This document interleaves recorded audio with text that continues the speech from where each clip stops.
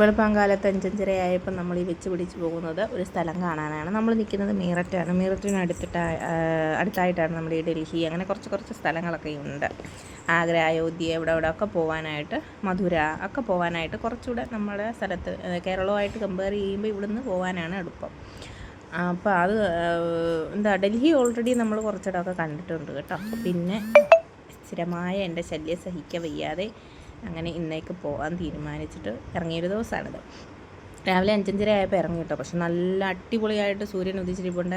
5 മണിയോ 5:30 അങ്ങാണ്ടായിരുന്നു സമയം. ഇവിടെ ഒരു 4:30-5 മണിയാകുമ്പോൾ തന്നെ നന്നായിട്ട് സൂര്യൻ ഉദിക്കും. ഈ കാണുന്നതെന്ന് പറഞ്ഞാൽ ബ്രിട്ടീഷുകാരെ അടക്കം ചെയ്തിട്ടുള്ള ഇടമാണ്.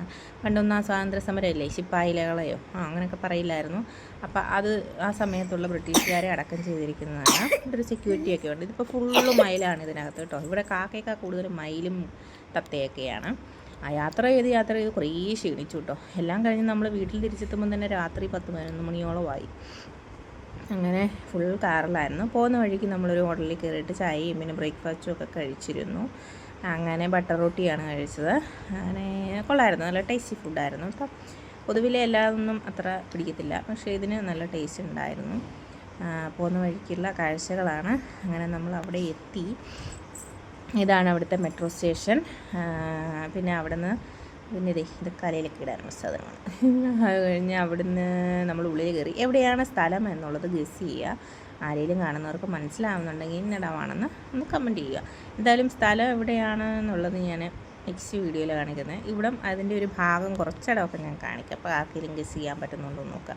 ലെങ്തി വീഡിയോ എഡിറ്റ് ചെയ്തിടുക എന്ന് പറയുന്നത് കുറച്ചൊരു ബുദ്ധിമുട്ടാണ്. അപ്പോൾ പിന്നെ ഒട്ടും വീഡിയോ ഇടാൻ പറ്റത്തില്ല.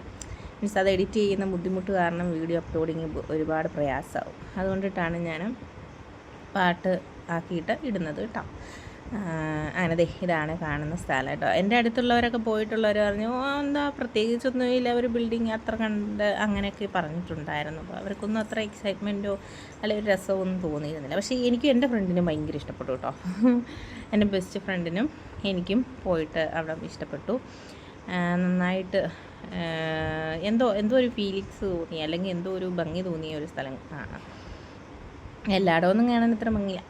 ഇവിടെ വേണം അതിൻ്റെ ഫ്രണ്ട്. ഇതിൻ്റെ ഉള്ളിൽ കൂടെ കയറി ചെല്ലുമ്പോഴാണ് നമ്മൾ കാത്തിരുന്ന് സ്ഥലമെത്തുക. ഓൾമോസ്റ്റ് മിക്കവാറും എല്ലാവർക്കും മനസ്സിലാവുന്നുണ്ടാവും എവിടെയാണെന്ന്. ഇവിടെ ക്ലീനിങ് ഒക്കെ നടക്കുന്നുണ്ട്. അവിടെ വെയിലായതുകൊണ്ടാണ് നമ്മൾ ഇതിനുള്ളിൽ കൂടി ഇങ്ങനെ പോകുന്നത്. നല്ല വെയിലുണ്ടായിരുന്നു, എന്നാലും നമ്മൾ പോയ ദിവസം ഇച്ചിരി വെയിൽ കമ്മിയാണ്. നല്ല ചൂടത്ത് പോയാൽ ഇവിടെ ഭയങ്കര ബുദ്ധിമുട്ടാണ്. പിന്നെ വെള്ളം കുടിക്കുകയും ക്ഷീണിക്കുകയും ചെയ്തു. നടന്ന് നന്നേ ക്ഷീണിച്ചു. ഒരു ഗൈഡിനെ നമ്മൾ എടുത്തിരുന്നു കേട്ടോ. 500 രൂപ 1000 രൂപയൊക്കെയാണ് ഗൈഡിന്. അല്ലിയുള്ളത് കൊണ്ടിട്ടാണ് കുറേ കൂടെ ഗൈഡിനെ എടുക്കുന്നത്. കാരണം അല്ലെങ്കിൽ ഭയങ്കര ബുദ്ധിമുട്ടാവും. ഇവരുണ്ടെങ്കിൽ നമുക്ക് കുറേ കൂടെ ഈസി ആയിട്ടേ എല്ലായിടവും പോയി കറങ്ങി ഇങ്ങനെ വരാം. അതുകൊണ്ടിട്ടാണ് ഗൈഡിനെ എടുത്തത്. ആക്ച്വലി ഗൈഡിൻ്റെ ആവശ്യമുണ്ടോയെന്ന് ചോദിച്ചാൽ വലിയതായിട്ടില്ല. സിംഗിളാ പോകുന്നവർക്ക് അത്ര പ്രശ്നമില്ല. പിന്നെ നമുക്ക് ഇവിടെ വരാനായിട്ട് മെട്രോ വഴിയും ഒക്കെ വരാവുന്നതാണ്. നമ്മൾ കാറെടുത്താണ് വന്നത്. കുട്ടിയുള്ളപ്പോൾ ഇതൊക്കെ ഇച്ചിരി പ്രയാസമാവും, കുറേ കൂടെ ഈസി ആകുന്നതാണ്. അങ്ങനെ ഇവിടെയൊക്കെ കണ്ടു നന്നായിട്ടുണ്ട്, നല്ല ഭംഗിയിൽ. പിന്നെ എന്തൊക്കെയോ അറബിയിലൊക്കെ എഴുതി വെച്ചിട്ടുണ്ട്. അങ്ങനെ പിന്നെ അതിൻ്റെ ഫ്രണ്ടിലായിട്ടൊരു മാപ്പ് ഇങ്ങനെ കൊടുത്തിട്ടുണ്ട്, അതിൻ്റെ ഉള്ളിൽ എന്തൊക്കെയാണെന്നുള്ളത്.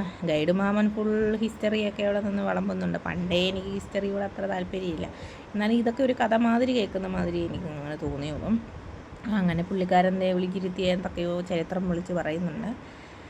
അതൊക്കെ കേട്ടിട്ട് നമ്മൾ പതുക്കെ ഇതിനകത്തേക്കൊക്കെ കയറി. അങ്ങനെ ബാക്കി അടുത്ത വീഡിയോ കാണാം കേട്ടോ.